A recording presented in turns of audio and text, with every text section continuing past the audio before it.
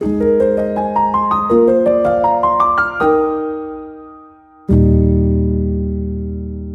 surgindo algumas perguntas aqui para a doutora, né, Samuel? Pô, bastante. Agora no finalzinho aí, tá surgindo as perguntas aí. Vamos ouvir aí. Esse papo aí tem que levar 24 horas. Já marca outra. Vamos marcar, muito Ivan importante. está perguntando sobre a síndrome de burnout e a Cláudia está perguntando sobre o transtorno bipolar, porque muitas pessoas confundem ou falam do termo, usam o termo bipolar para associar o temperamento mal-humorado, bem-humorado. Então, vamos falar do burnout. O burnout é um transtorno associado ao trabalho, né? O excesso de exigência, né? Geralmente são pessoas que têm uma característica de se exigir muito e se dedicar muito ao trabalho, né? Isso vai gerando uma exaustão que chega um momento que ela não consegue mais render do jeito que ela rendia e começam os sintomas de ansiedade, sintomas de depressão, mas é sempre associado ao trabalho. A exaustão no trabalho, a dedicação extrema, a grande exigência no trabalho.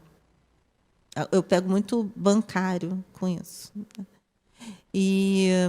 E o transtorno bipolar é um transtorno seríssimo dentro da psiquiatria, um dos mais sérios, e que nada tem a ver com essa oscilação que a gente tem de humor. Todo mundo oscila o humor, a gente não está reto, não está do mesmo jeito o tempo inteiro.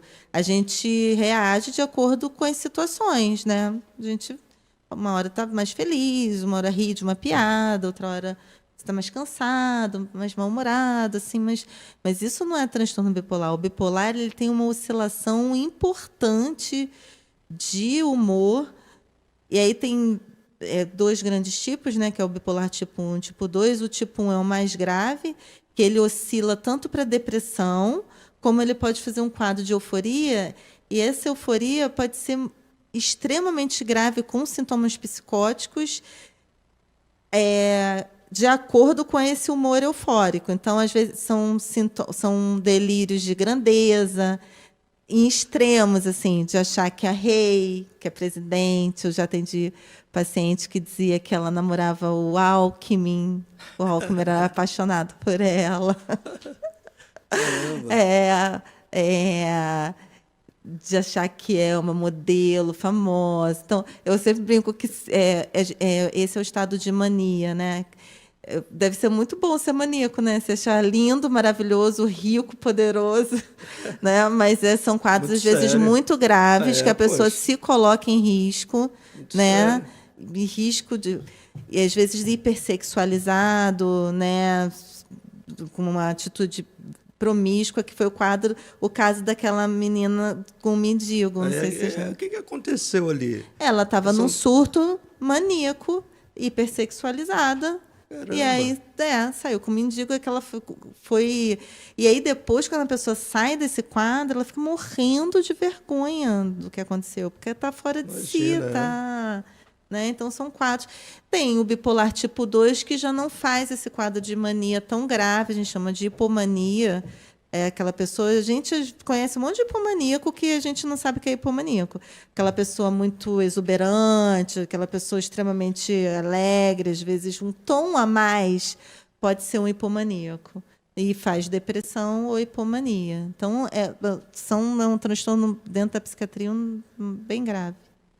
E as pessoas, assim, popularizam a bipolaridade assim de uma forma, né? Qualquer mudança de humor, oscilação, o cara é bipolar, né? E é muito mais grave. Muito, é uma doença grave. Tem não sei se a doutora provavelmente tem conhecimento de um astro de Hollywood que está vivenciando um problema também de esquecimento, né? Que é o Bruce Willis, né? Ele tem uma demência, né? Eu só não lembro qual. Não é Alzheimer, não. Não sei se é uma depressão, porque as demências têm vários tipos, né?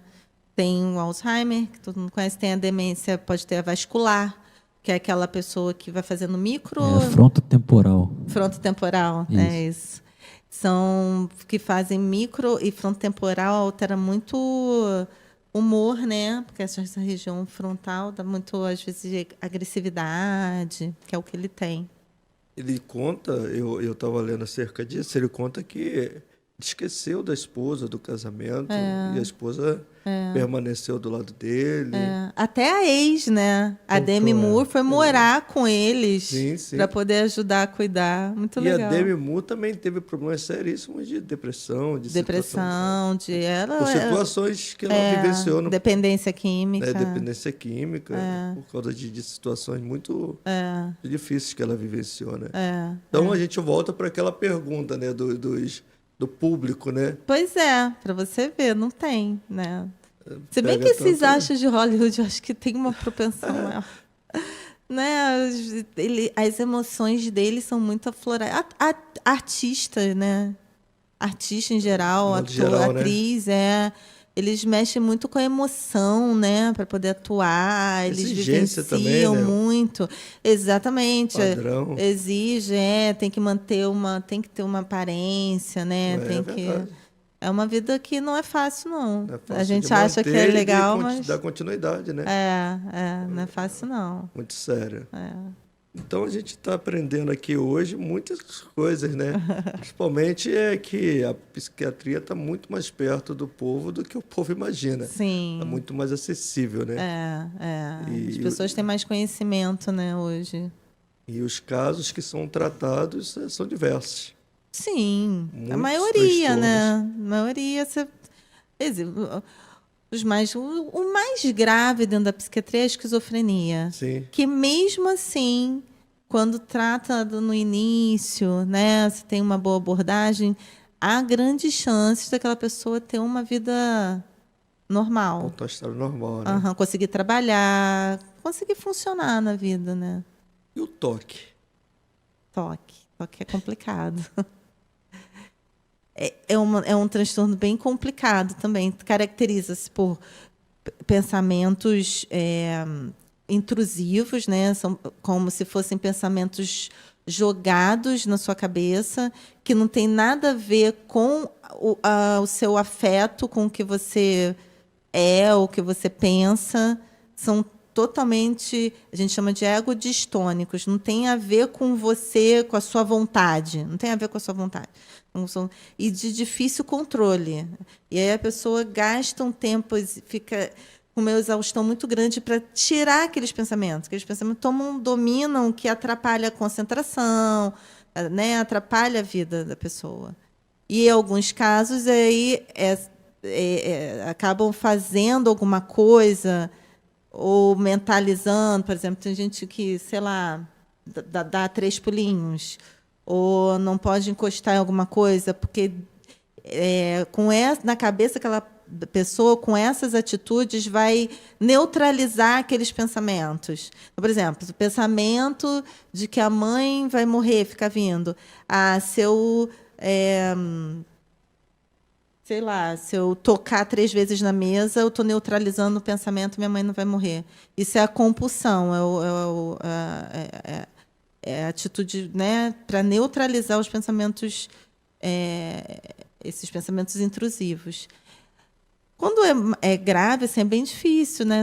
Precisa de altas doses de medicação e é medicamentoso, muito medicamentoso. A terapia ajuda muito, mas precisa de muito remédio. São doses altas de medicação, às vezes, para poder controlar. E é uma outra coisa que popularizaram, né? Eu tenho um toque, mas é uma coisa muito mais séria do que... É muito mais sério. Também não tem idade também, né? Oi? Também não tem idade, pode ser... Não. Pode dar em pessoas... Não, pode dar até em criança. Jovem, criança. Eu já vi. Apesar de eu não tratar criança, mas eu já vi em adolescente. Isso pode acontecer. É isso, a base de remédio. O toque não tem jeito. É bem... isso, às vezes são doses altas de antidepressivo para poder dar uma controlada. Mas a terapia ajuda muito, né? Ajuda a lidar com isso, ajuda, né, como tentar neutralizar de alguma maneira os pensamentos. Legal, que papo maravilhoso, esclarecedor, né? Interessante, a gente está tendo conhecimento aqui de coisas que a gente fala, mas não tem muita noção do que é de fato, né? É verdade. A gente está no meio, está na roda, está no bate-papo, mas a bipolaridade, o toque, são coisas assim que se fala, mas que a gente de fato não conhece, né, na profundidade, né? E nós estamos felizes, precisamos marcar porque é tão rápido, já passou, pois o tempo já chegou, né, pô? Qual a palavra que a doutora tem para finalizar assim? Qual é o conselho assim acerca de buscar, porque só para melhorar aqui, existe muitas pessoas que ficam lutando sozinhas, tentando a resolução dessas questões. E qual seria a direção a tomar? Qual seria o conselho? Buscar ajuda? Sim, eu acho que uma avaliação, né? Se está causando angústia, tristeza e prejuízo na vida, eu acho que tem que buscar ajuda. Então, mesmo que seja de uma psicóloga, tem questão com o psiquiatra, vai no psicólogo. Aquela psicóloga né, que trabalha bem, aquela boa psicóloga, ela vai saber identificar quando é para encaminhar para psiquiatra. Entendeu? Mas nada impede também de ir direto no psiquiatra, fazer uma avaliação. Pode ser que não seja, pode ser que nem precise tomar remédio, né? Mas faz uma avaliação para ver, né, como que pode tome melhorar. por um período, né? Ou que tome por um período, é um tratamento. Para ajustar, é um Exatamente, tratamento de recuperação, né? É um tratamento. E não quer dizer que vai tomar para o resto da vida. Que as Isso pessoas é um medo acham de muitas isso. pessoas, é verdade. Que vai começar o tratamento e vai tomar. Não, todo tratamento tem. A gente já pensa em como vai tirar. A princípio, todo tratamento vai ter um final. Tem gente que tem que tomar o resto da vida, mas assim como tem gente hipertenso que toma remédio o resto da vida, diabético, eu tenho problema de tireoide, tenho que tomar remédio o resto da vida. Então, como qualquer outra doença crônica. Com a sua...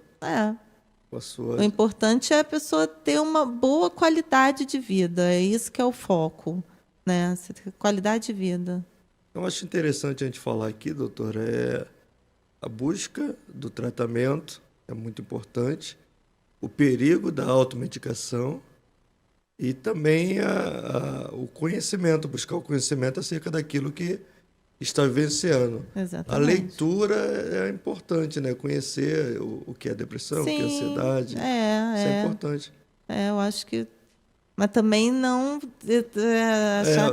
porque hoje tem umas coisas... As pessoas acham que qualquer característica é um sintoma. Não, né? Cada um é de um jeito.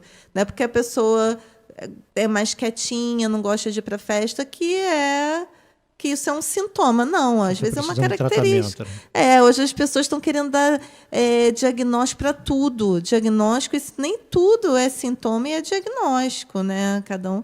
Então, a informação, neste caso, pode ser até prejudicial. Né? Doutor Google, né? Que a gente fala. Pode ser prejudicial. Eu acho que cuidado com as informações. Dentro procura. Se não está preparado. Procura quem é que está falando, né? Vê de onde vem aquela informação. Tenha cuidado também, né? Você não vai achar que tem tudo. Né? Também não é assim.